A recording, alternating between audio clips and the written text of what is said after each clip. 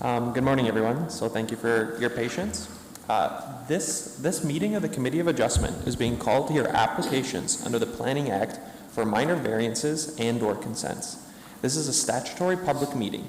Anyone having an interest in these applications may make oral or written submissions for the committee's consideration. The committee will then render a verbal decision this date, and the agent or its applicant will receive a copy of the committee's decision in writing via email 10 days after the meeting. Each application will follow the same process. City staff will introduce the application and their recommendation in their report, which was posted on the City of Kitchener's website Friday prior to the meeting. Then I will advise the committee of any late written submissions circulated prior to the meeting that should be taken into consideration. I will then confirm that the applicant or its agent has reviewed the city staff report and whether they are in support of the staff recommendation. I will then invite parties in opposition to make oral submissions, and they will sit on your right and my left. Parties providing oral submissions, I ask that you keep your comments short and avoid repeating comments that have already been stated by prior parties. Then my fellow committee members may ask any questions of the parties in opposition, then which I'll invite the applicant or the agent to make any comments. Then my fellow committee members may ask questions of the applicant and the city staff.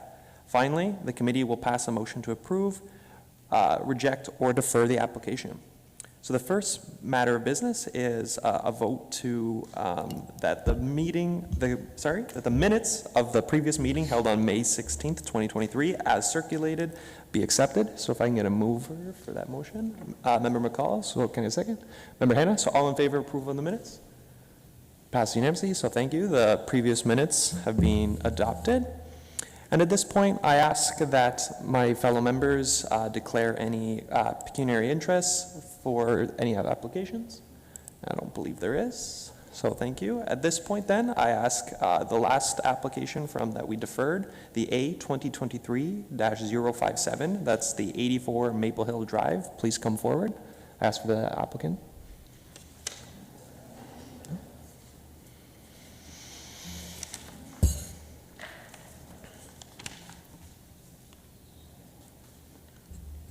And then when staff is ready, please introduce. Yes, thank you, Chair. This is an application that was deferred from our May meeting for 84 Maple Hill Drive. The reason for the deferral is so that staff can meet with the applicant to discuss the variance that was being requested. As some background for you, to remind you from the last meeting, this was an application to increase the maximum driveway width from 8 meters to 25.8 meters. There was a variance that was approved by the committee in January of 2013 for a driveway width of 18.3 meters. That was to bylaw 85-1. Unfortunately, the driveway was not constructed to that width. And so when the new bylaw came into effect, the driveway cannot be considered legal nonconforming or legal noncompliant with respect to that 18.3. So the applicant has had to reapply. They originally requested the 25.8 meters. Staff met with them last month, shortly after the meeting, and we came to a resolution in that they agreed to revise the application from 25.8 meters to the 18.3 meters that was originally requested of the committee in January of 2013. They have provided a revised drawing to show that driveway width, and it's attached to the staff report. So accordingly, staff have reviewed that variance in light of the 4 tests of the Planning Act, finds that it meets all 4, and is recommending approval. Thank you for the detailed explanation, staff. Has the applicant had an opportunity to review the staff report, and then they are in agreement? Good morning. Yes, through you, Chair. We have reviewed staff's report and are in agreement therewith. And can you just state your name for the minutes? I apologize. My name is Julianne Von Westerhold. I'm an associate at MHPC Planning. Thank you. At this point, if there's any members of the public that wish to provide comment, I ask them to come forward. I'm satisfied that there isn't. So at this point, I open the floor to my fellow members to ask questions of the applicant or staff. Member Hannan. Thank you, Mr. Chairman. It's good to see you worked out a solution with staff. Just a question, when do you expect to do the, redoing of the site development? Through the chair, my client intends to do it as soon as possible. As we are in the height of the construction season, it is sometimes challenging to get the appropriate trades to come out and actually do the work.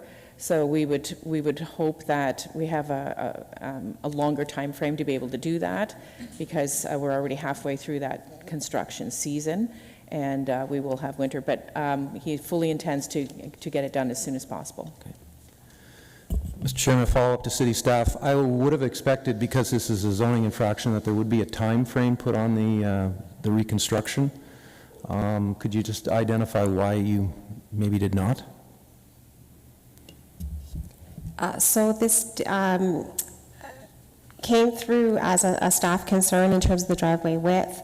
There's also the encroachment issue that's being dealt with separately, so depending on the outcome of that, we didn't want to mesh the two processes together, have them concurrent or dependent on one another.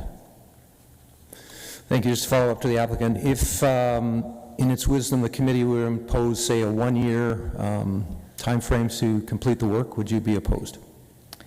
I would support that recommendation. Okay, thank you. Member Cole? Yes, Mr. Chair. To just clear up something in my mind, you were talking about an encroachment. That's a fence post and some stuff that was mentioned in the previous report. That's not being included in this. It was only mentioned in the previous staff report for a committee's information. It's not part of the application because it's on public property. So the driveway entirely on the private property is the subject of the minor variance application. So we did write out the encroachments in the drawing, just to be clear that that is not sanctioning or granting permission for the encroachments on the right-of-way. That was my only question. I'm glad to see that staff and the applicant have gotten together and resolved all the issues. I have no problems with this, and I will support the application. So I look forward to a motion on the floor. I think Member Hanna won. Yeah, I fully support the application too, and I'm really pleased that the applicant worked with staff and was able to come up with a solution. In situations like this in the past, being on the committee, we have, just to help city staff get things resolved, put a condition in place that the work get done. So I'm prepared to move the staff recommendation with one condition, that the reconstruction in accordance with the plan prepared by MHBC Planning dated May 26th, 2023 be completed by June 9th of 2024. And did Madam Clerk get that? Yeah. Go. Can I get a second for, so Member Gundam second. I guess we'll open the debate. Did city staff have any issue with that 1 year? Staff has no concerns with that condition. Just maybe a point of addition that you may want to, and I'm not sure whether you allow an extension to the satisfaction of the manager of development should that extension or the year not be satisfactory. I'd ask my members that the motion on the floor dies so we can amend it to the staff recommendation. Member Gundram? Through the chair, I just have a question on that. Would that require the application to come back to committee, or would that just be at the discretion of staff? So if you don't include that clause, if they don't do the works by January 9th and the driveway is not modified, the variance becomes null and void, and so they would have to come back to the committee and reapply. If you include that, it does provide some additional flexibility, but it may linger the decision longer than necessary. Yeah, I like the city staff recommendation, so if we can kill the motion on the floor and do what staff recommends. Yeah, I'm prepared to include that as would it be a second condition, Tina? It could be included within the same condition. It would just be the, and we've had similar wording in the past, so that they have until June 9th, 2024. Any extensions must be granted prior to that date by the manager of development review. Did our secretary get that? Okay, I'm prepared to change the modification or include modification.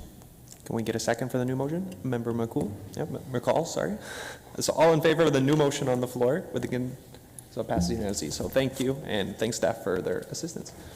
Thank you.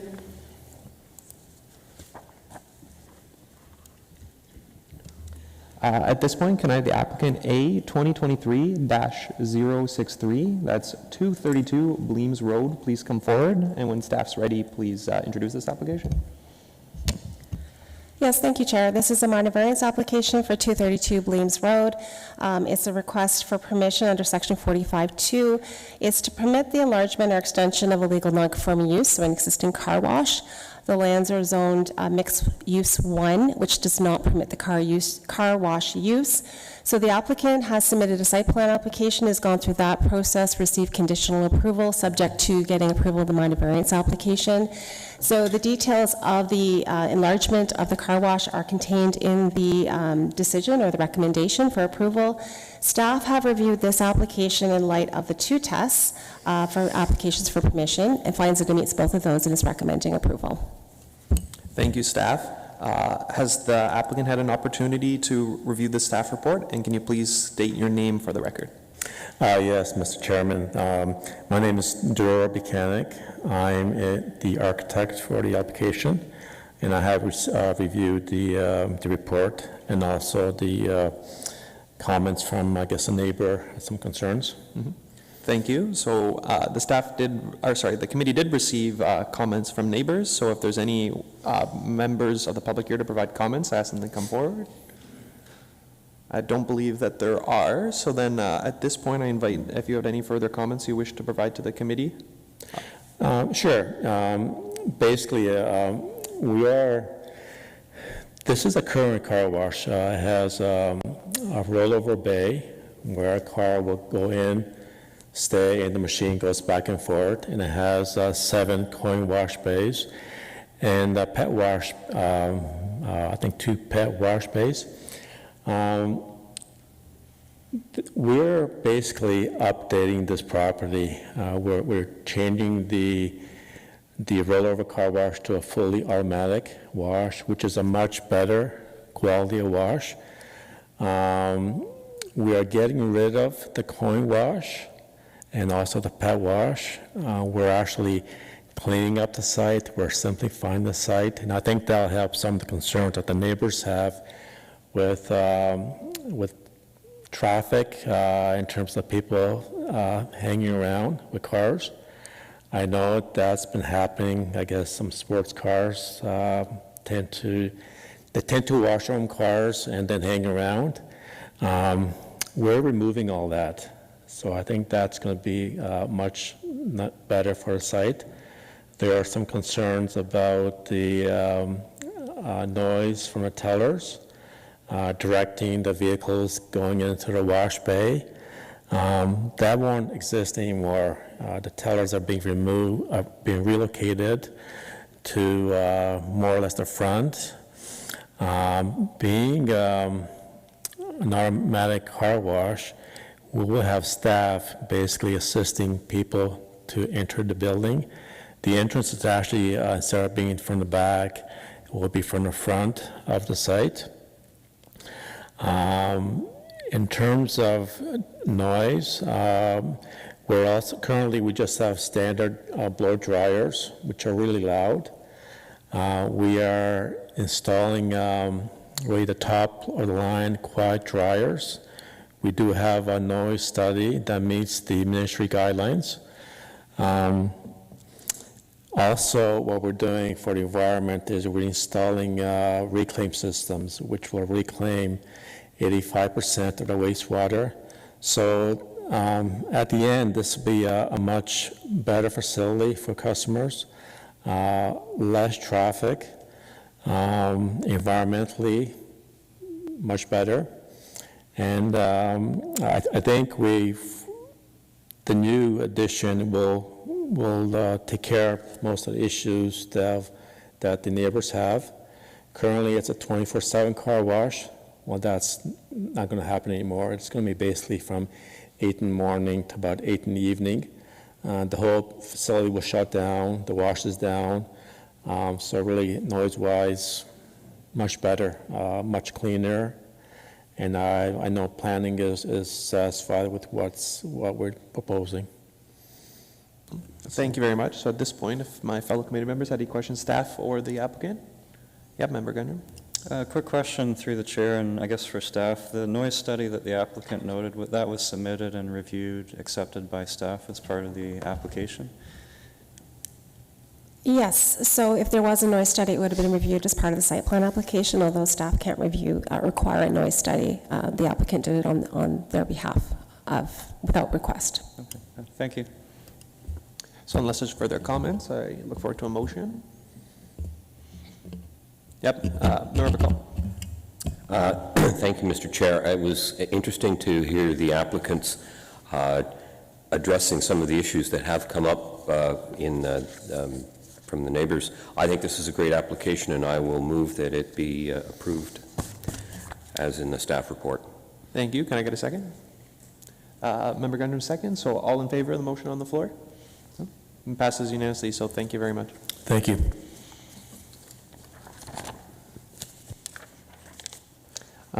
At this point, can I have the applicant or the agent or applicant for A 2023-064, that's the 35 Belmont Avenue, please come forward, and then when staff's ready, please introduce this application.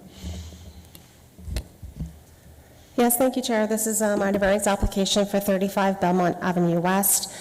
This is a minor variance to permit a lot width of 9.8 meters rather than the required 13.1 meters to be able to construct an additional dwelling unit detached in the rear yard.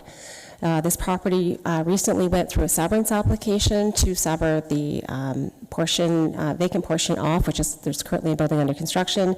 The duplex was constructed on the subject property, so it is occupied, and we are aware that there are concerns from the tenants with respect to the additional dwelling unit.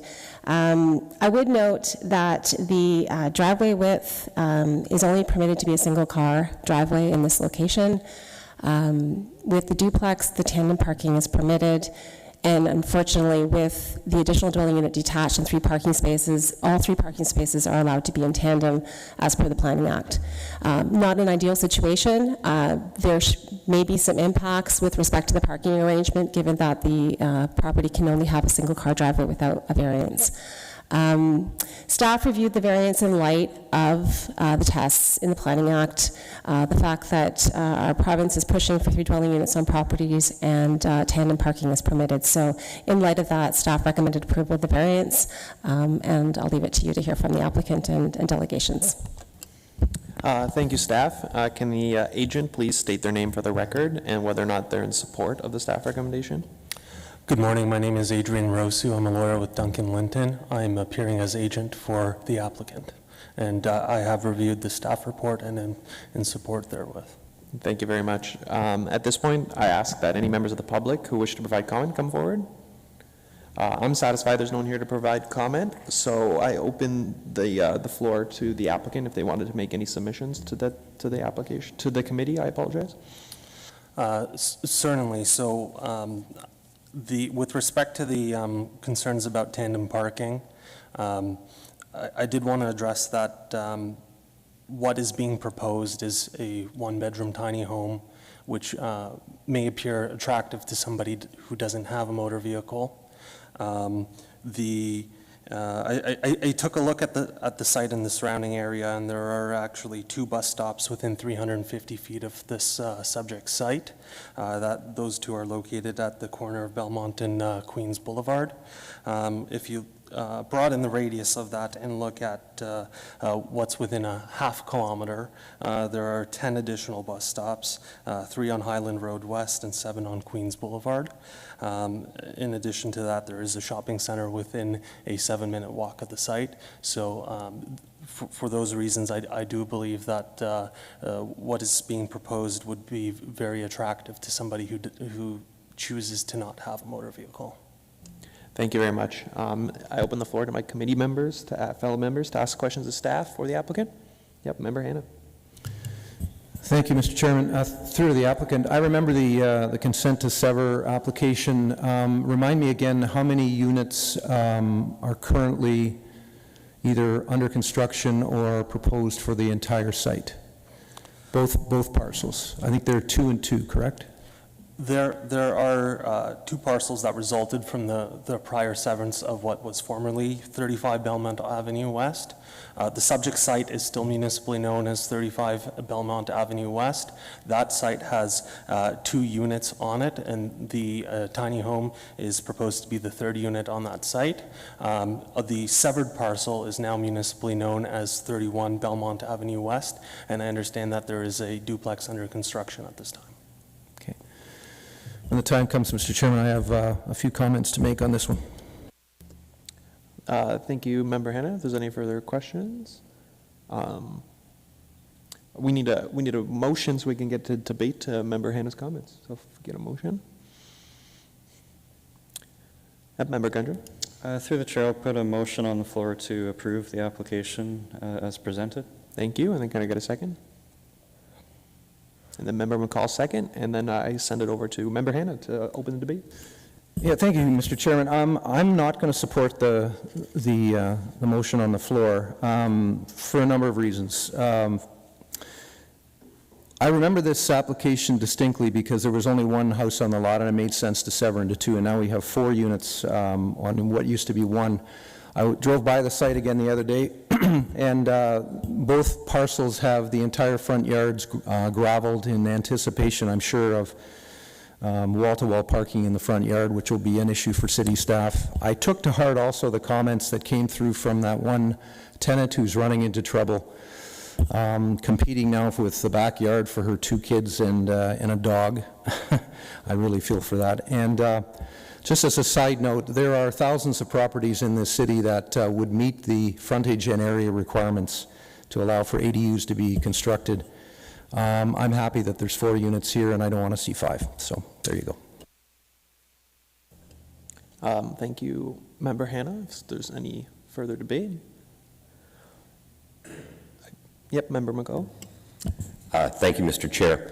Although I did second the motion to bring the application to discussion and debate, the big question I have is, I know we have to intensify, but at what point do we say enough is enough? Mr. Hannah has brought up some very good good concerns.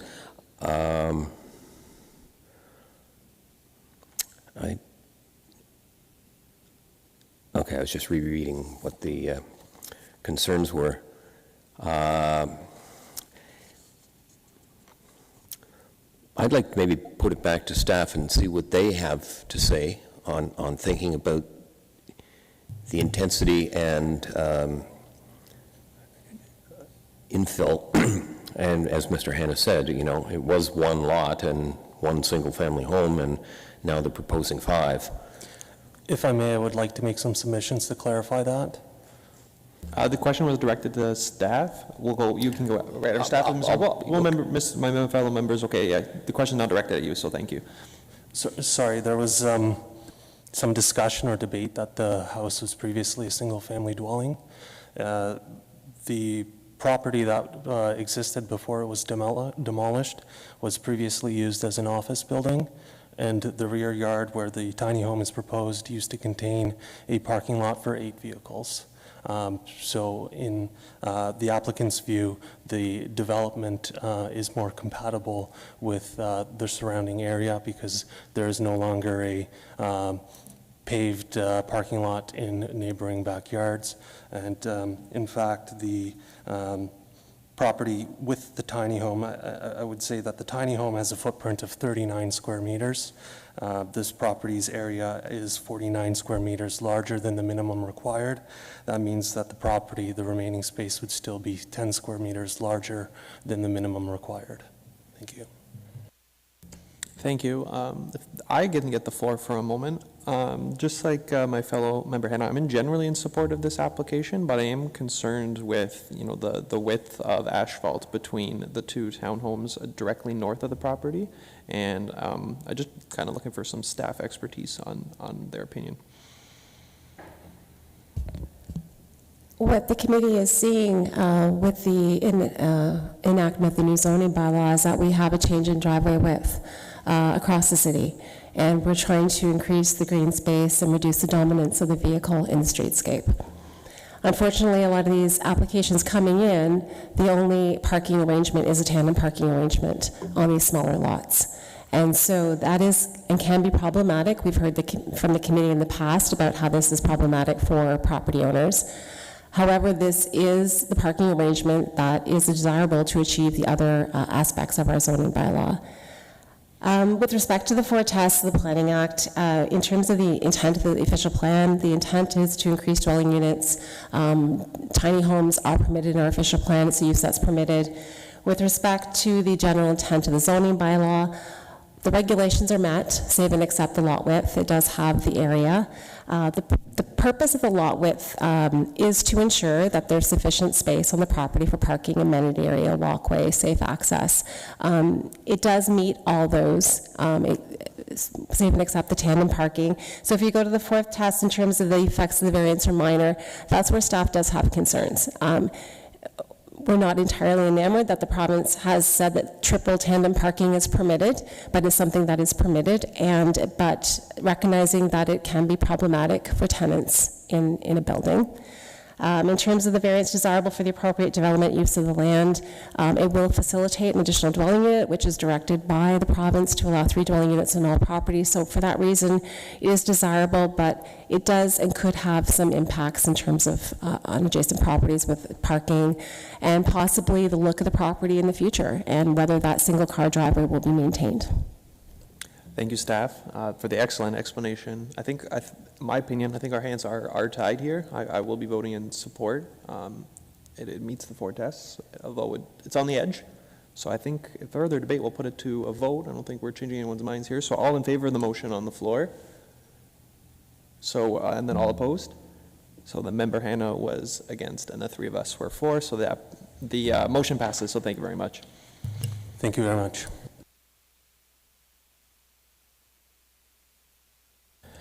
Can I please have the applicant for A 2023-065, that's 26 Seabird Avenue, please come forward, and when staff is ready, please introduce this application. Yes, Chair, this is a minor variance application for 26 Seabird Avenue. It's a minor variance to allow an accessory structure to have a building height of 6.5 meters rather than 5.5, and allow the outer side of the fascia to have a height of 5 meters rather than the maximum permitted 3 meters. The requested height is to facilitate the storage of a recreational vehicle on the subject property, which is desirable as the recreational vehicles need to be stored indoors on residential properties. Staff have reviewed the variance in light of the 4 tests of the Planning Act, finds that it meets all 4 and is recommending approval. Thank you very much, staff. And can the applicant please state their name for the record and whether they're in support of the staff recommendation? Oh, sorry, you need to push the little speak button. There you go. Okay, my name is James Dubé, and I am in support of this. Thank you. At this point, if there's any members of the public here to provide oral submissions in opposition, I ask them to please come forward. The chair is satisfied there's no one here to provide comments. We did receive a letter regarding the application. At this point, I invite the applicant to make any comments about or submissions to the committee, if any.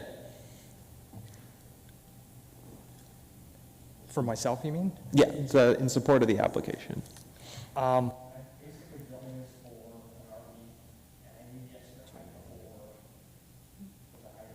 Yeah, we can't hear you. I apologize.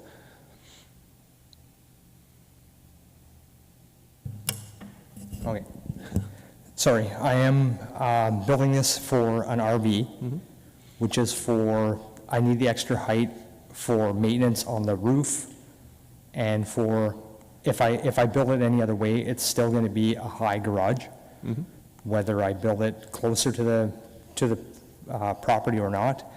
I have actually moved the garage over an extra foot for shading of the neighbor's property. But other than that, that's all I can tell you. Thank you. So at this point, I open the floor to my fellow members to ask questions of the applicant or staff. Member Gundry? Through the chair, question for staff. If staff could just confirm for me again how height on an accessory structure is defined to be measured in the bylaw. Is it to the midpoint between the eaves and the peak of the roof in this case, or is it otherwise?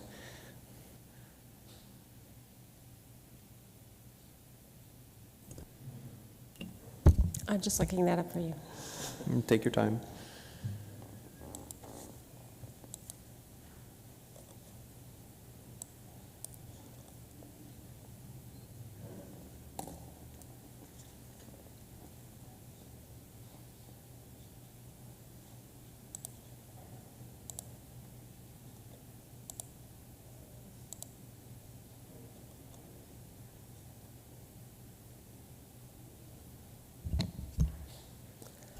Okay, so the definition of building height means the vertical distance between the highest elevation of the finished ground immediately surrounding the perimeter of the building and the uppermost point of the building for all uses except a single detached, and with or without additional dwelling unit. At no point shall the vertical distance between the lowest elevation of the finished ground immediately surrounding the perimeter of the building and the uppermost point of the building exceed 110% of the maximum building height in the zone.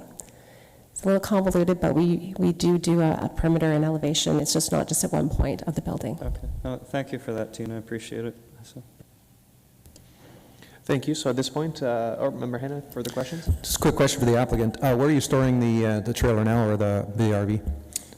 I don't have one right now, but it's actually in the works right now to buy it.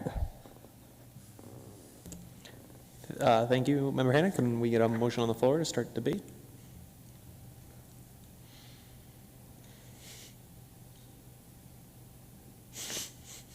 Yeah, Member McCall, thank you. Let's not all rush in at once here. To get the debate going, Mr. Chair, I will, actually, I think this is not a bad idea. Your potential RV will love being indoors in the winter. So, Mr. Chair, I move that this be approved as per the staff report. Thank you. Can I get a second?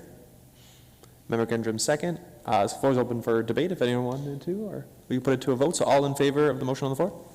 Yep, passes unanimously, so thank you very much. Thank you.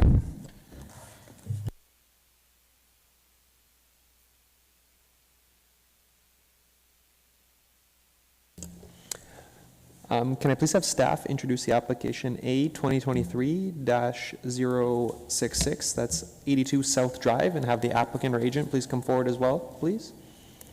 Yes, thank you, Chair. This is an application for minor variance for 82 South Drive. The purpose of the minor variance application is to facilitate the construction of an additional dwelling unit detached in the rear yard. So there are 3 variances being requested, one for the lot width, one for the side yard, and one for the building height. Staff have reviewed the variances in light of the 4 tests of the Planning Act, finds that it meets all 4, and is recommending approval. Thank you very much, staff. We'll just wait a moment for our applicant.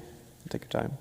And then when you're ready, please say your name for the record and whether or not you've reviewed the staff report and you're in agreement.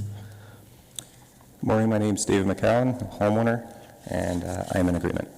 Thank you. At this point, can I have any members of the public come forward if they wish to provide comments?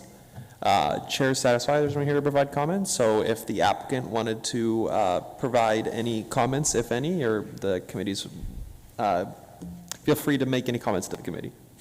I have no further comments. I think everything's in the application. Thank you. So if my fellow members had any questions of the applicant or staff? No? If not, I look forward to a motion. Yep, Member Gundra? I'll put forward a motion to approve the application. Yep. And then can I get a second? Yep, Member Hanna seconds. Yeah, I like the application. So I think we're ready to go for a vote. So all in favor of the motion on the floor? There you go. Passes unanimously. So thank you very much. Thank you.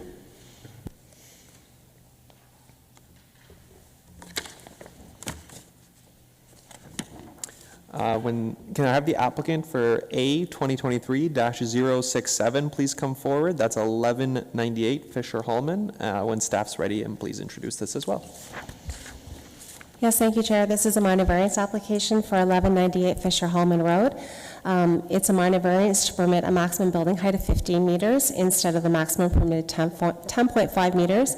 And this is to facilitate the development of the property with 138 dwelling units in the form of townhomes and stacked townhouse blocks. Site plan application has been submitted and has been reviewed, and so staff is recommending approval of the variance application as it meets the 4 tests of the Planning Act in accordance with that site plan application. Thank you very much, staff. Can the applicant please state, or agent, state her name for the record and whether she's had an opportunity to review the report and if she's in support? Good morning. My name is Rachel Wolf from MHBC Planning, and I have read the staff report and in full support. Thank you. Is there any members of the public here to provide comment?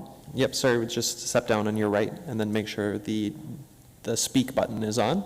And then also please state your name for the record.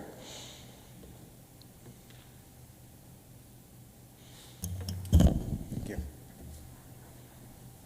Good morning. Good morning. My name is Pradeep Astember Phava, and I'm a resident of Kitchener for the last 28 years, 25 years in the area where this proposal is being done.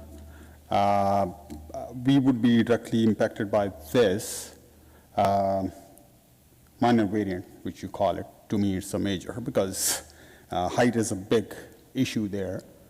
There will be a traffic increase as well.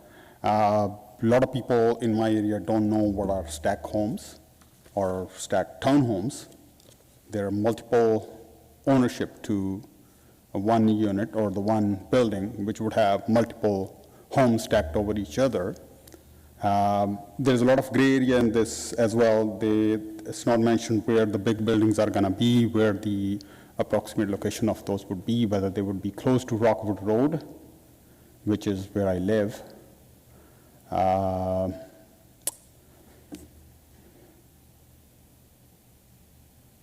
then if you look at the normal height of the homes, they usually are from 5.5 to 6 meters with the two-story.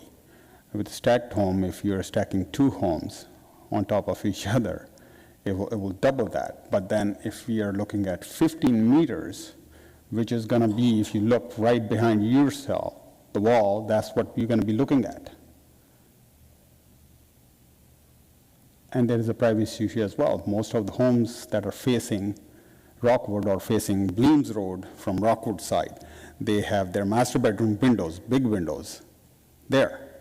And if somebody wants to peek into them, they can peek easily while they're sitting above high. So there's a privacy issue there as well. Furthermore to that would be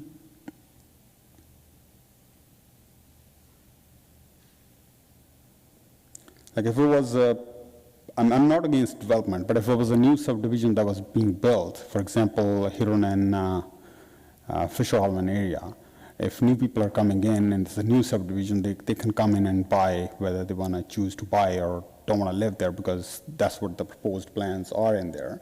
But we have been living there since 1998. And this would be imposed on us, which is not sitting well with me. Most of my neighborhood, they're older people. They don't understand most of the concept of stacked or what's coming to them. So that's why I'm opposing. Thank you for your comments. If my fellow members wanted to ask the member of the public any questions. Yes, Member Hanna. Thank you for your submission. Can you identify for the committee where you live? What's your address? 22 Rockwood Road. I'm right in the middle of that Rockwood Road. Thank you very much.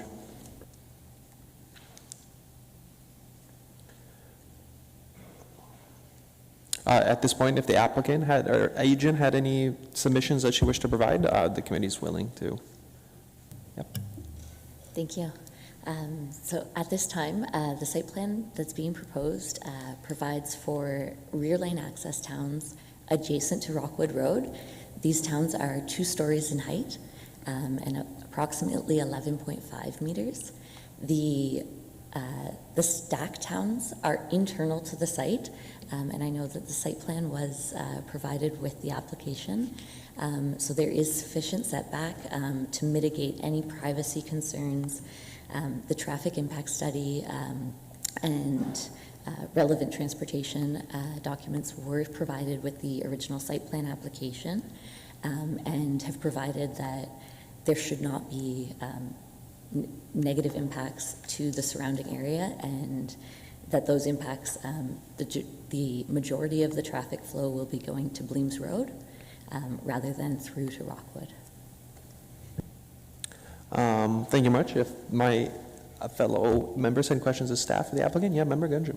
Through the chair, just a question for Ms. Wolf. Just to confirm, you mentioned that the stacked units will be inward facing to the site, so that means that the main facade, I would call them the primary rooms of occupancy, would face inwards and away from where the resident's point of concern is, correct? That is correct. So the street, or the rear line townhomes facing Rockwood Road, their front facade would face Rockwood, and their driveway would be internal to the private lane. The stacked towns would be the 6 blocks that are internal to the site, and closer to Bleams. Thank you for the clarification. Yeah, Thank you. Member Hanna? Thank you very much. Thank you for the elevation drawings as well. I'm just trying to clarify, blocks H and G, which are the kind of the conventional 3-story towns, I'm looking at, unfortunately, the elevations aren't jiving with, or they don't have anything to identify what blocks, but if I'm looking at a north elevation on one of my drawings, that's what the resident that has made a submission would be seeing, correct? Yes, that is correct. Thanks very much. Unless there's any further questions, I look forward to a motion on the floor. Yeah, Member Hanna? Thank you, Mr. Chairman, and I appreciate the comments from the resident, but I fully support this application. I think it's a well-designed site.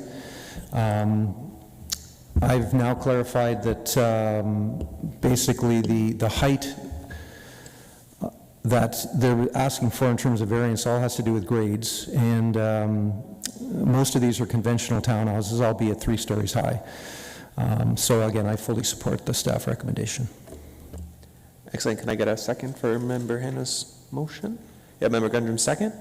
I guess we'll open for the debate. It's I'm well appreciative of the comments. I think the impacts have been mitigated very well by the applicant. So I'll just get my 2 cents in, and if we'll put it to a vote. All in favor of the motion on the floor? And the motion carries, so thank you very much.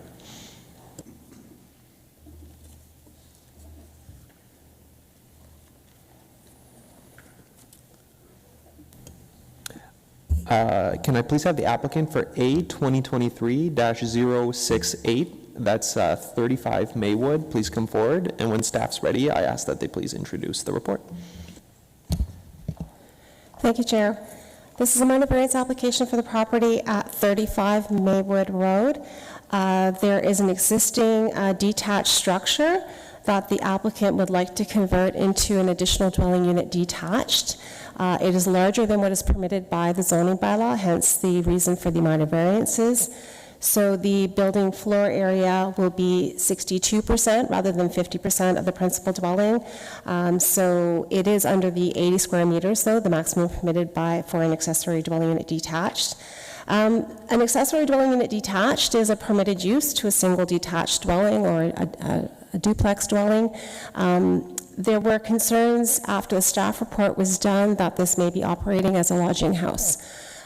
So in that instance, additional dwelling unit detached is not a permitted use accessory to a lodging house. Staff is currently investigating the primary use of the property. So at this time, it would be staff's recommendation that the application be deferred until staff can verify the use of the principal dwelling.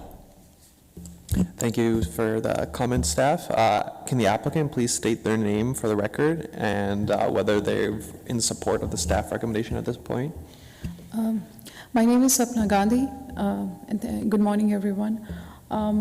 I would just like to make a submission here that both the units, it's a legal duplex approved by the City of Kitchener, and both the units are rented through the MLS, and they are rented for a long 1-year full lease. At present, I think these are just assumptions that this is being used as a lodging house or it's a rooming facility, because the number of people living hasn't changed since the very beginning. It was leased through the MLS system. I'm just emphasizing that. This is the point of, I would like to state something as an explanation here.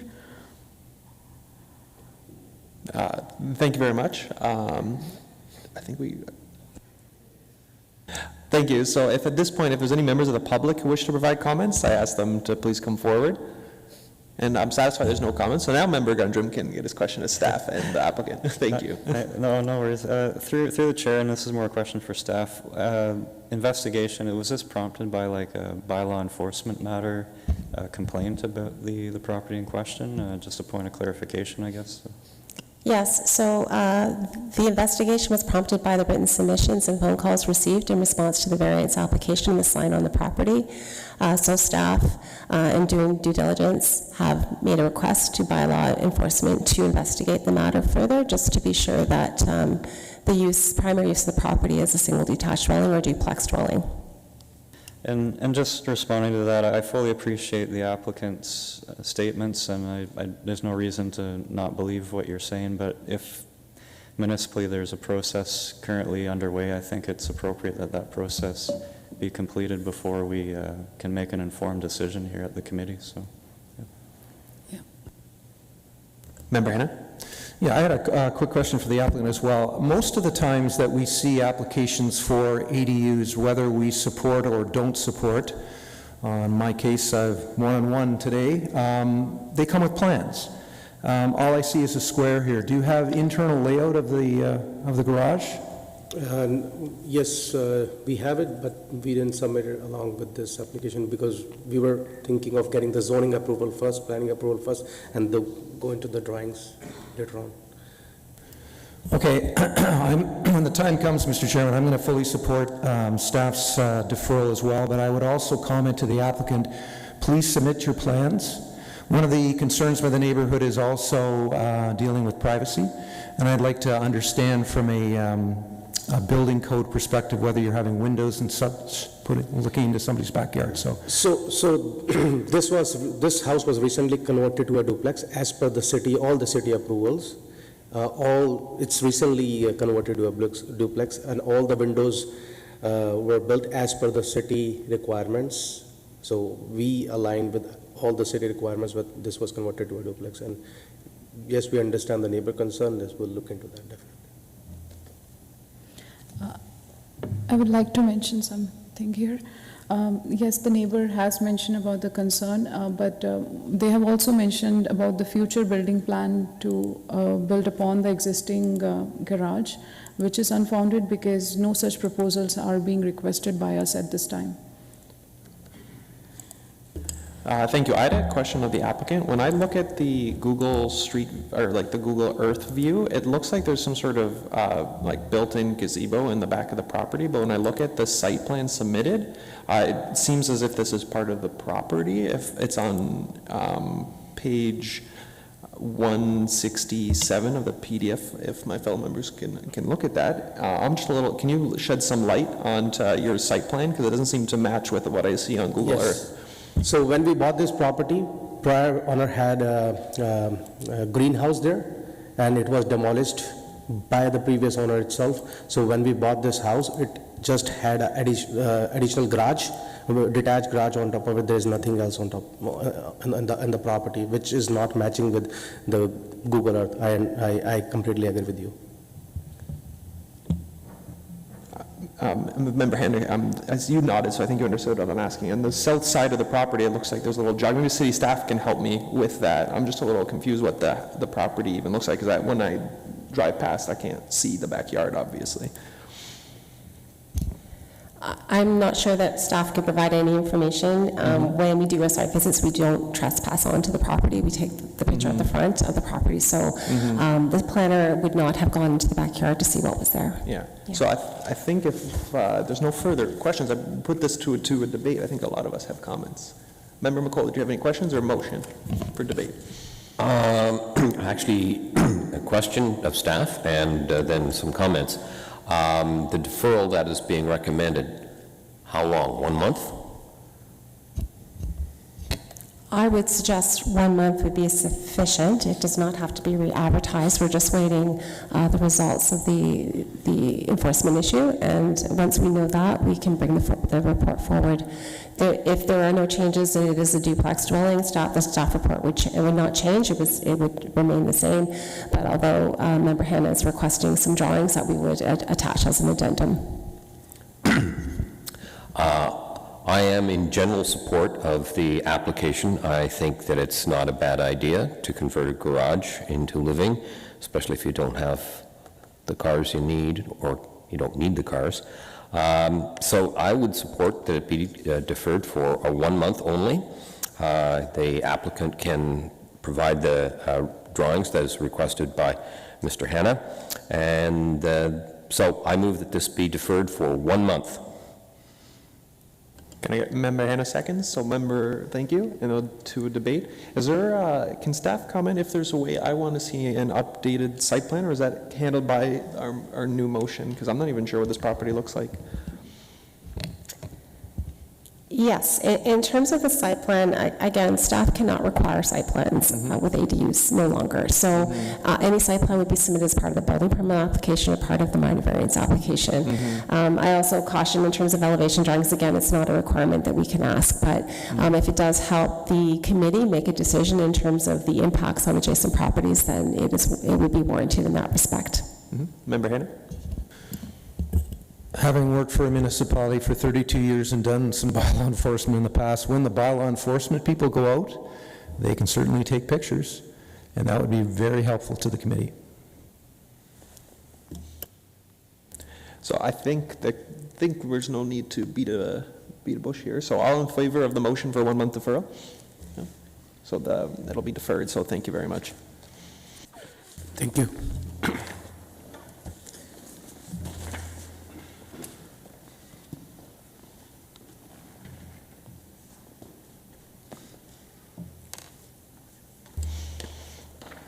At this point, can I have the application for A 2023-069 please come forward? That is 213 Mill Street. And when staff's ready, please introduce the report.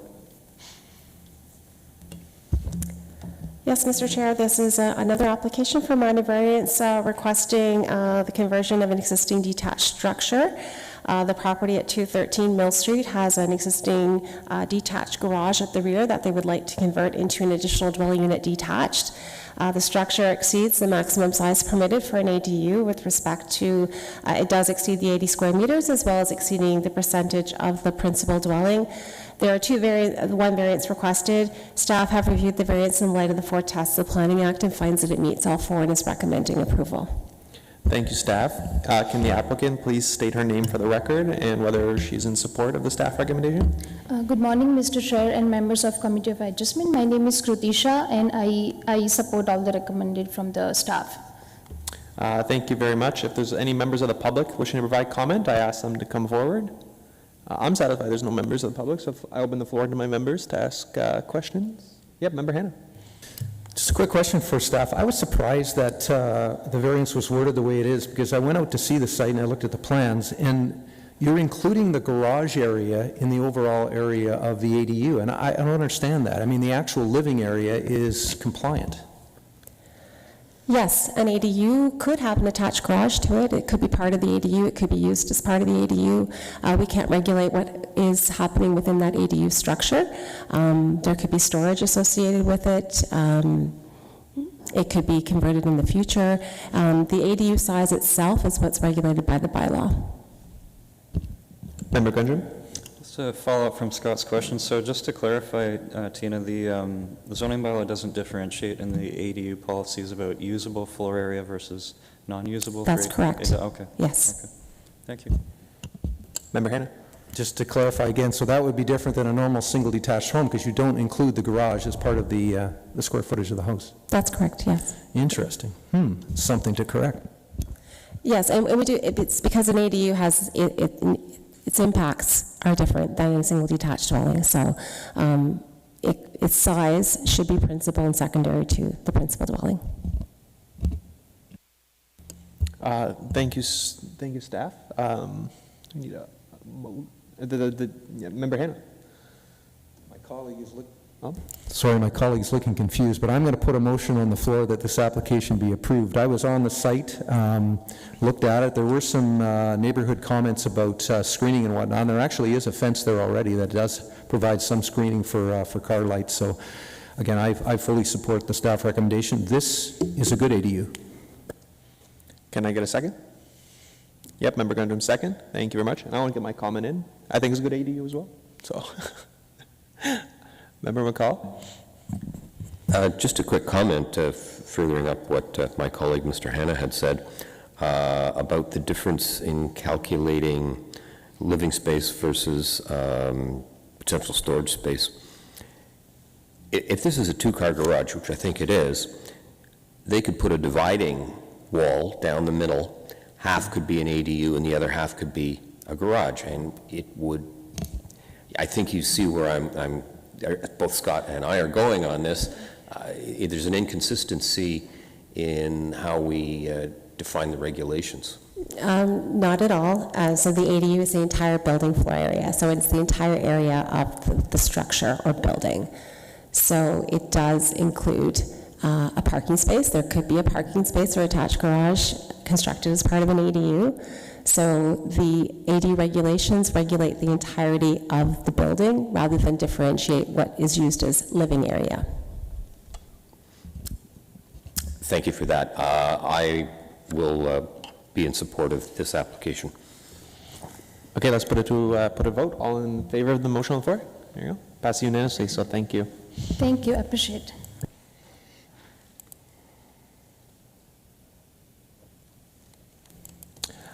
Can I please have the applicant, can I please have the applicant for A 2023-070, please come forward. That's 1950 Fisher Hallman, and when staff's ready, please introduce.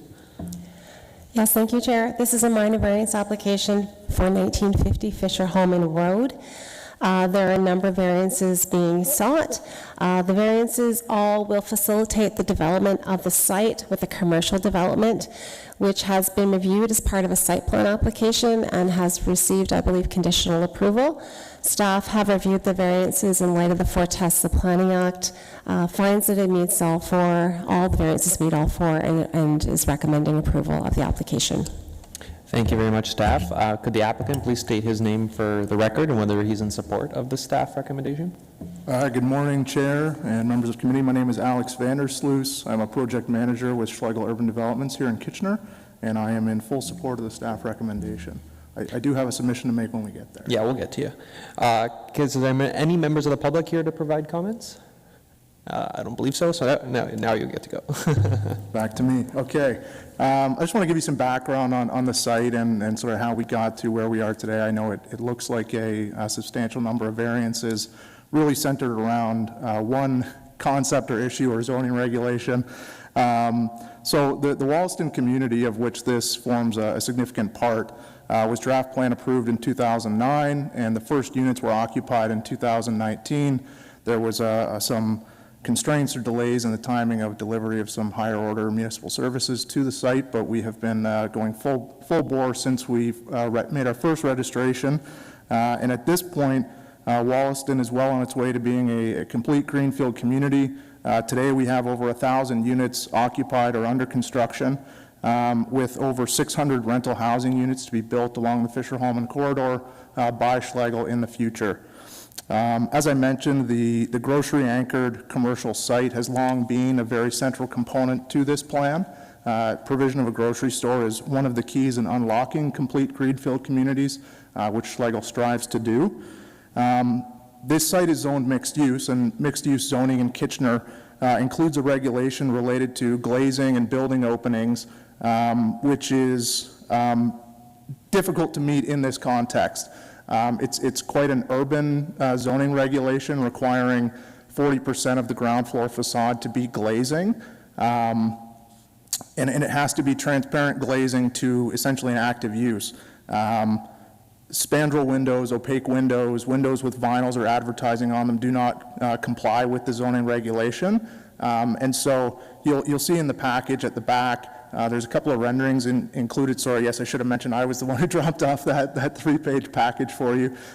We have a grocery store on the site, which you can see includes a lot of building openings, but due to the function of a grocery store requiring lots of storage and shelving on the interior, they don't have the ability to provide active windows into the store.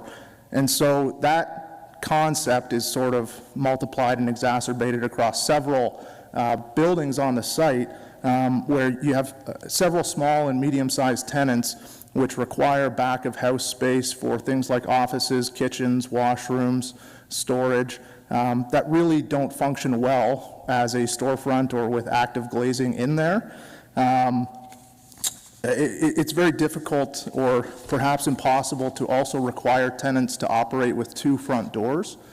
Tenants operate prefer to operate, they see it as a safety issue and operational concern having 2 front doors, and so they prioritize where their customers come from, and in this context, that is from the internal side of the site where the parking lot is located. So in recognition of this, we have worked with staff. As Tina mentioned, we do have a conditionally approved site plan. We're now working on clearing those conditions to get to construction later this summer. So we've made every effort to activate Fisher-Hallman Road through the provision of active uses and glazing where they can be provided. We've included several patios as well along Fisher-Hallman Road and are proposing a plaza feature at the northwest corner of the site at the roundabout of Fisher-Hallman Road and Huron Road. We have provided for direct pedestrian connections to the multi-use pathways and GRT transit infrastructure along Fisher-Hallman Road and have included throughout the site significant buffers alongside the pedestrian connections to really try and enhance and prioritize the pedestrian experience on site. We have employed a high level of urban and architectural design to the site and to ensure that we're working with the city and meeting some mutual community building objectives. However, as I am here today, we do require some relief to bring this to fruition in a way that's feasible and functional for us, to our tenants, and which meets the objectives that we share with the city. So with that, I'll end my speech, and if you would have any questions for me, I'd be more than happy to answer them. Thank you. I had one question for the applicant and one for staff. For Building F, the grocery store, I'm assuming we have a tenant, because I just noticed the pictures are different. And there's a tenant with a lease already signed, I'm guessing? Yes, we do. Yeah. It's going to be the first Longo's in Waterloo Region. And then I had a question for staff. I appreciate that this property is under a secondary plan, and when the applicant tells me that this is great for pedestrians, and I see 3 drive-throughs all within one little spot. I was wondering if staff could provide any comments with drive-throughs in mixed use, and I appreciate that it's not up for question here, but. Yes, so this property is located within the Rosenberg Secondary Plan and still zoned under zoning bylaw 85-1, which does permit drive-throughs in mixed use. Thanks that's my confusion, thank you. Do any of my fellow members have further questions? Member Hanna? A couple for staff. I think you partially answered my question, Tina, about why is it still 85-1 and what is the effect under the new zoning bylaw for the particular development? Yes, so this property is located within the Rosenberg Secondary Plan. So this property is not, so the Rosenberg Secondary Plan is not within the 2014 official plan. It's still in the 94 official plan. Staff deferred bringing all the secondary plans into the new official plan. This one, because it was a newer secondary plan and not at the developer's request, most of them wanted to stay in 85-1 and the old official plan until they were able to complete their developments. The other secondary plans were deferred because they were major transit station areas. So at some point, this secondary plan will be brought in and given new zoning, but at this point in time, it's still in the 1994 official plan. Thank you. And Mr. Chairman, with your indulgence, just a quick follow-up. I'm seeing different legal opinions based on changes to the Planning Act regarding building construction and things like glazing and windows. What is staff's view? Would this even be a variance under the new zoning bylaw for windows, et cetera? So we would work with the applicant and the applicant in the application of a new zone category for this as it relates to any new land use designation. So we'll review the land use designations and zoning with the applicants to make sure that we get the most appropriate zone as it relates to the development. Member Gundrum? I had a question through to the applicant, to Alex. I guess it's not for lack of trying, like there is, when I look at the renderings, to me, it's like almost like, I don't have a calculator, and I'm not going to go measure the windows off the drawing, but it seems to me like it otherwise meets the requirement. It's just you're getting into the minutia of like what constitutes glazing here, which is part of the reason why this variance is in front of us to begin with. Am I wrong, or? Yeah. Through the chair and to David, hello, nice to see you. There's several regulations that you have to read which kind of rely on one another to get to the conclusion of what is a window and what is not a window. But you can see that the grocery store has a lot of building openings, but because of the way the regulations are worded and the intent of being able to see through the window into an active use, they don't qualify. And so, we still have worked with the tenants, with some pretty big names, which I'm actually surprised at how we've been able to get them to acquiesce in helping us move towards what the city's number is, which is 40%. There's also to be a McDonald's on this site, and McDonald's even modified their store to increase the amount of windows on Fisher-Hallman Road. We've also located tenants in buildings strategically, putting banks on end caps, for example. Banks have a lot of need for office space, which can provide, you can put a lot of windows into a bank, which is great. And some of these smaller units have been moved in line where their back of house is not, it's really only one building wall that's dealing with back of house. We've included patios around, so yes, I appreciate what you're asking, which is, I do believe we had made best efforts here, which has been, I think, recognized with the conditional approval and the approval of the urban design brief by staff. We are simply, I think, butting up against some, zoning is a blunt instrument, and just context dependent leads us to scenarios like this. Yeah, thank you. I appreciate the explanations, Alex, and I'm fully of the opinion it still meets the intent of the zoning. It's just, you're getting in a situation maybe staff don't have leverage to draw on a staff interpretation in this case, so, yeah. Thank you. Yeah. Can we get a motion on the floor? Member Gundry? I'll put forward a motion to approve the application as submitted. Thank you. Can I get a second? Member Hanna, second. I think we worked out our issues here, so all in favor of the motion on the floor? Yeah. Thank you. So I pass it unanimously. Thank you.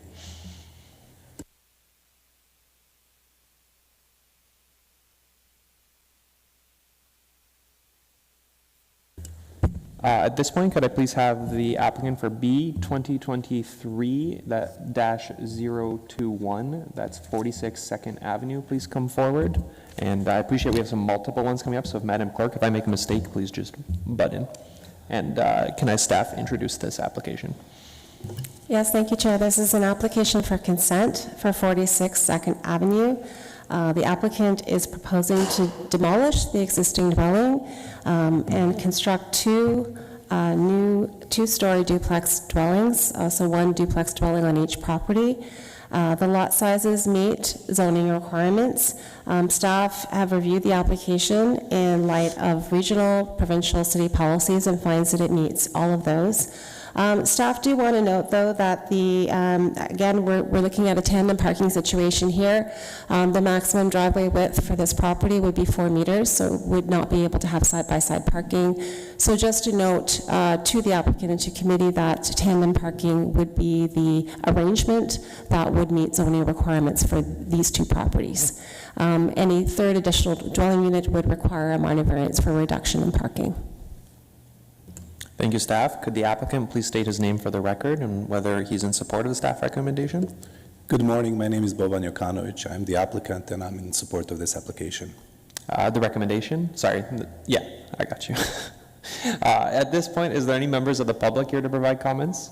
I'm satisfied that there isn't, so if the applicant would like to provide comments to the committee, we're more than happy to hear them. I'm sorry? If the applicant is willing to provide further submissions to the committee, we're more than happy to hear. Yes, we are familiar with the maximum driveway width. We know that there is going to be a tandem parking spot. My client is familiar with that. And as for the remainder of the staff report, there is nothing that's unusual from the previous ones, so we are okay with that.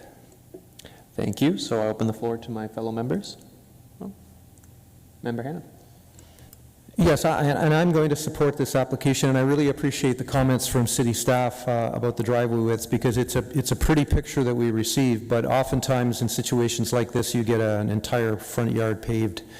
So this particular lot sizes within this particular neighborhood, no different than what's going on a lot on 1st, 2nd, 3rd, 4th Avenue, so it'll fit right in. But just a caution to the applicant, don't bring back a driveway width variance, because this fellow won't be supporting it. But I'm prepared to move the recommendation as is. Thank you, Member Hannah. I'm assuming that was a motion. Okay. Get a second, Member Hannah for first for motion. Get a second, Member Gundrum second. So the floor is open for debate. I share the concerns with driveway widths. I think I don't want to end up, what is it, almost 60 feet? It's 66 feet wide driveway. Hopefully that doesn't happen, but our hands are tied to what's applied or what is in the application. So unless further comment, all in favor of the motion? All in favor? So it passes unanimously. Thank you. Thank you very much.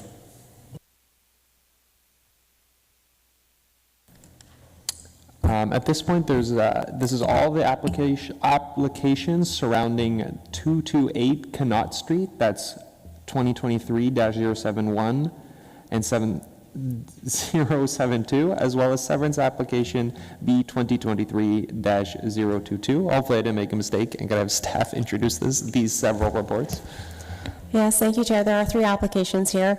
They all relate to 228 Connaught Street, and the intent is to create a new building lot, so it's to sever a lot from 228 Connaught Street for a new single detached dwelling, and the retained lands would retain a 3-unit dwelling, existing 3-unit dwelling. So the variance for the retained lot is to recognize a new parking arrangement or to permit parking to be located within the exterior side yard or 3 meters of the street line. So that's the first variance for the retained lot. The severed lot requires a variance to the minimum front yard setback. So as the committee will recall, we have a requirement in our zoning bylaw that looks at the adjacent front yards to make sure that we have a consistent streetscape. So a variance is required to reduce that front yard from 7.25 to 4.5. And then lastly, we do have the consent application, which we are recommending subject to a number of conditions, including the approval of the 2 minor variance applications. The applications in total are good planning, represent good planning. They meet provincial, regional, city policies, and staff is recommending approval of the 2 variance applications that meet the 4 tests of the Planning Act, and then, of course, the consent application subject to a number of conditions.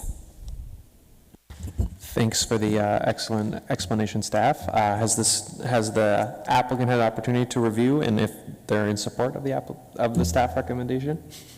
Hi, my name is Kate Wills from MHBC Planning. I'm an associate. I have had a chance to review the staff recommendation. I do have one question that I've been following up with Tina on. But yes, I am here in support of the application and able to speak to it if you have any questions. Yeah, thank you. Are there any members of the public here to provide comments on the application? I don't believe there is, so at this point, I give the floor to the applicant. Okay, thank you very much. As mentioned before, I am in support of the application. I just wanted to speak to the front yard setback on the proposed severed parcel.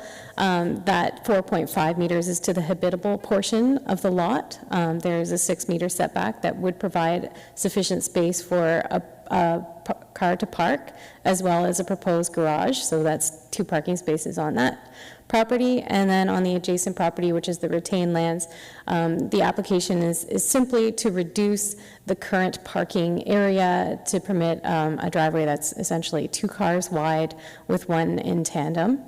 I have spoken with the applicant, and they've confirmed that really they only had maximum 2 cars parked on this site as they've rented out the building, so they believe that this configuration will work. In my opinion, this application and the proposed severance and single detached dwelling is appropriate and does represent the gentle infill that staff has stated in their report. The only item that I'm seeking clarification on is one of the conditions, which is specifically 6A and B, which requests a complete building code assessment for the existing dwelling to confirm the property line and building adjacent to the new property to comply with the Ontario Building Code. I know that staff is looking into this with the building department, but I just wanted to confirm that this building code assessment relates only to the external portion, like the exterior of the site, and not internal to the building. Our client is just concerned that it would disrupt the current living of the residents. They just don't need people going in, as there's no changes proposed internal to the existing building. I open the floor to staff if they wish to provide comment. Yes, Chair, thank you. So yes, we've been going back and forth. As explained to the applicant, this was a condition required by our building division. It's a condition that is required by the Ontario Building Code. We're creating a new lot line adjacent to a wall, a dwelling wall. So the purpose of the condition is just to ensure, as it states, that the proposed new property line and any of the building adjacent to this new property complies with the Ontario Building Code. So it would be an assessment not of the entire interior of the dwelling, but the exterior of the dwelling to ensure that it meets fire code, Ontario Building Code as it relates to the new property line. Thank you, staff. I have some comments, but it will wait for the debate, not for the applicant. If there's any questions of the applicant or staff. Yeah, Member Hanna. Just a quick clarification, either by the applicant or staff. In the covering letter, there was some talk about requiring a variance to parking as well. I think you were going to reduce it down to 2, but I think with the new Planning Act changes, that was before stacking was allowed. Somebody could clarify that? Yes, so the original application, the applicant was proposing to reduce the parking from 3 to 2 parking spaces for the 3-unit dwelling on the retained lands. Staff suggested that the variance be amended to allow 3 parking spaces and to allow one of them to be within 3 meters of the exterior lot line. Staff was of the opinion that it was desirable to provide 3 parking spaces rather than ask for a reduction from 3 to 2, just to legalize that last parking space. It's there, it exists, and there might be a temptation of tenants to use that, and I would hate to have an enforcement issue that people are not allowed to park there when naturally they may be parking there. So it seemed a natural variance rather than asking for the reduction. Thank you, staff. Member Gardner? Through the chair, a question for staff, just about the 7.25 meter setback. Again, the way this happens in Kitchener, it's calculated based on not like a absolute number, but what's actually the neighborhood context. So you're taking the setback of the adjacent 2 lots to figure out what that number should be on what I'll call the interior lot. So That is correct, okay, yes. Okay. Yes. And then follow-up question for Kate. I guess in your opinion that this reduced setback does maintain the streetscape, and you mentioned that this is just for the habitable portion and that there's a jog. I don't remember the site plan, don't have it in front of me right now, but there's a jog whereby a portion of the dwelling is set back further than that 4.5 meters, right? That's correct. I believe the driveway setback for the vehicle to park would be at 6 meters. So yes, it is just for the habitable portion at 4.5 meters. Great. Thank you. Thanks. No further comments. I look for a motion. Member Gardner? I'll put forward a motion to approve the application with the recommended conditions. Thank you. And then can I get a second? Member McCall, thank you for the second. So I'll start the debate. Member Hanna has been wearing me down with this when we look at the site plan, we say, look at the 2 driveways, this is great. I noticed these 2 driveways are very close to each other. And I was wondering if my fellow members were worried about that. Just the intent, and there's a small sliver if you look at the site plan. And I was just wondering if my fellow members shared their concerns. Yeah, Member Hanna. I'll continue the debate. I think that there's been a lot of thought put into this overall development, and I'm not concerned. There's a lot of situations where driveways are very close to each other, almost side by side.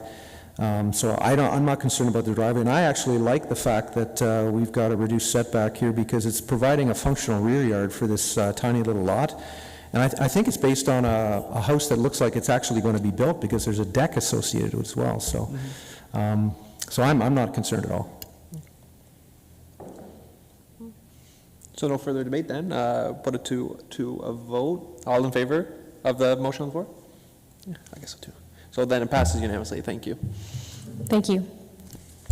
And finally, we have another multi-application. Can I have the applicant for all relating to 180 Zeller Drive? That's A 2023-073 to 75 and B 2023-23 to 24. And when staff's ready, please introduce these 5 applications.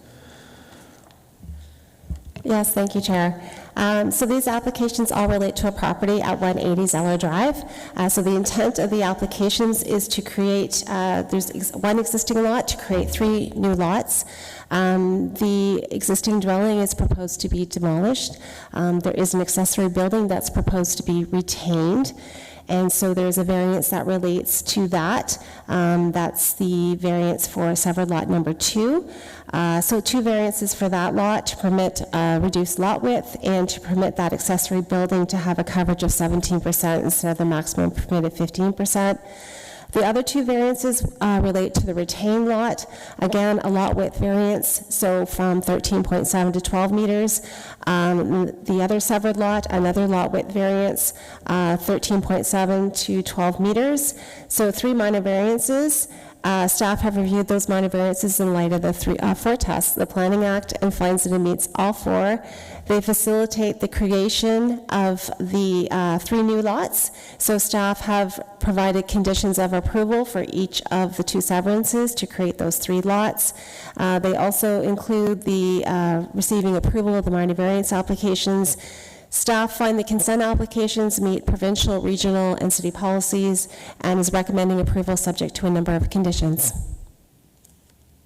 Thank you, staff. Could I please have the applicant state his name for the record and whether he's in support of the staff recommendation?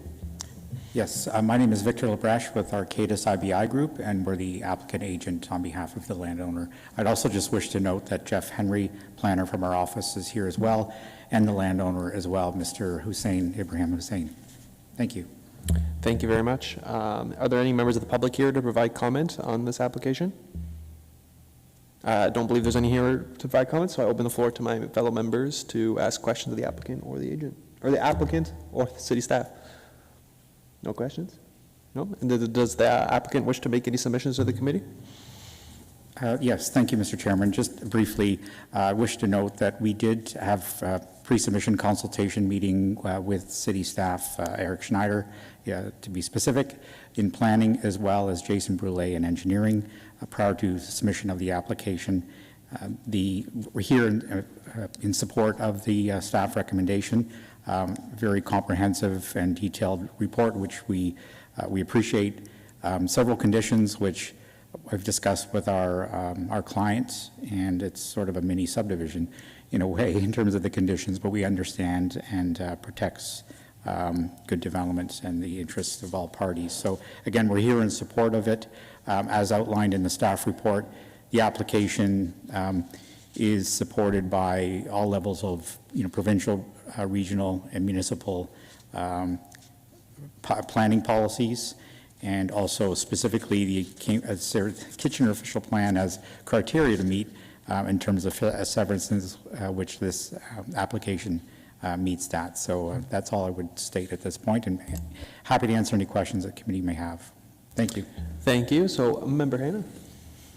Now that I've heard the presentation and looked at the resolution, I have a quick question and a comment. The resolution says you're building single detached homes. Is that correct?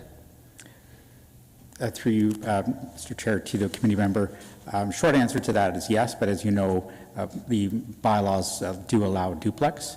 The properties are quite deep. They're over 50 meters, so there may be opportunity for tandem parking with the placement of the building on this site, which is also another condition to be satisfied with these applications.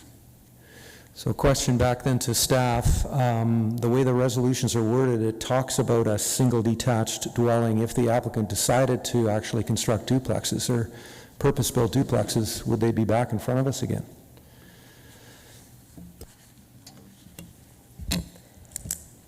So I would suggest, yes, to avoid any confusion, that the resolution, the recommendation, to permit a lot width of 12 meters instead of the minimum required 13.7 meters in accordance with drawings, and take, for the purposes of the construction of single detached dwelling, just, yes, to provide the flexibility to the applicant, and there's no question that a duplex dwelling would also be permitted. Thank you very much. And just in terms of a comment, I know we have time for debate, but this is one property I actually am very familiar with because I drive along Zeller all the time to go to Brookfield Golf Course, so it's crying out for development. It makes sense. The lotting pattern is very consistent with the rest of the neighborhood. And like I say, I think even duplexes on these lots would make sense, so. So unless there's further questions, I look forward to motion, or, yeah, the applicant? Sorry, may I just ask for a point of clarification on the revised condition, please, Tina? Yes. So each of the recommendations for the variances is, the ending is to facilitate the creation of a new lot for the construction of a single detached dwelling.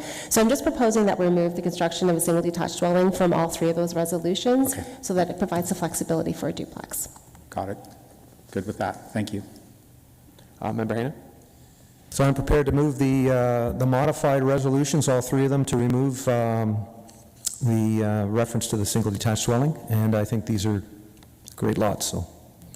Madam Clerk, did you get that modification? Yep. Can I get a second for Member Hanna's motion? Member Gundam, thank you for the second. Open for debate. Excellent questions, satisfied my concerns. So all in favor of the motion on the floor? And it carries unanimously. Thank you. And if we can just get a vote or motion for adjournment. Yeah, Member McCall, yeah. So member, and then Member Hanna second, so all in favor of adjourning the meeting. There you go. Members, meeting is adjourned. Thank you, everyone, and appreciate staff for really getting our questions, killing it today. Thank you.